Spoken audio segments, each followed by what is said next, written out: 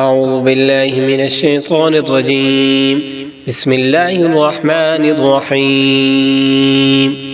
يا أيها المزمل قم الليل إلا قليلا نصفه أو انقص منه قليلا أو زد عليه ورتل القرآن ترتيلا.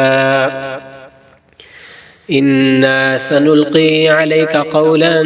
ثقيلا إن ناشئة الليل هي أشد وطئا وأقوم قيلا إن لك في النهار سبحا طويلا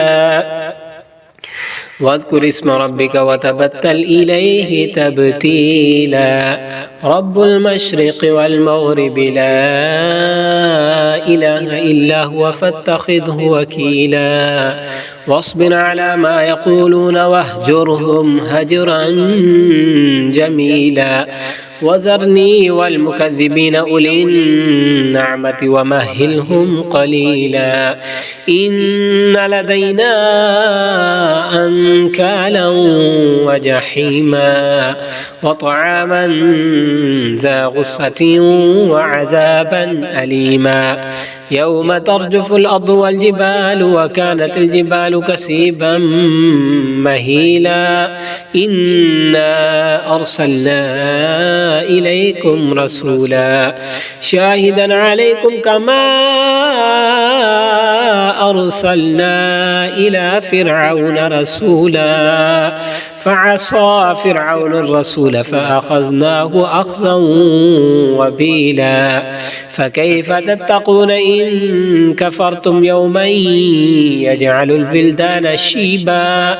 السماء منفطر به كان وعده مفعولا إن هذه تذكرة فمن شاء اتخذ إلى ربه سبيلا إن ربك يعلم أنك تقوم أدنى من ثلثي الليل ونصفه وثلثه وطائفة من الذين معك والله يقدر الليل والنهار علم أن لن تحصوه فتاب عليكم فقرؤوا ما تيسر من القرآن علم أن سيكون منكم مرضى وآخرون يضربون في الأرض يبتغون من فضل الله وآخرون يقاتلون في سبيل الله فاقرؤوا ما تيسر منه وأقيموا الصلاة وآتوا الزكاة وأقرضوا الله قرضا حسنا وما تقدموا لأنفسكم من خير تجدوه عند الله هو خيرا وأعظم أجرا واستغفروا الله إن الله غفور رحيم.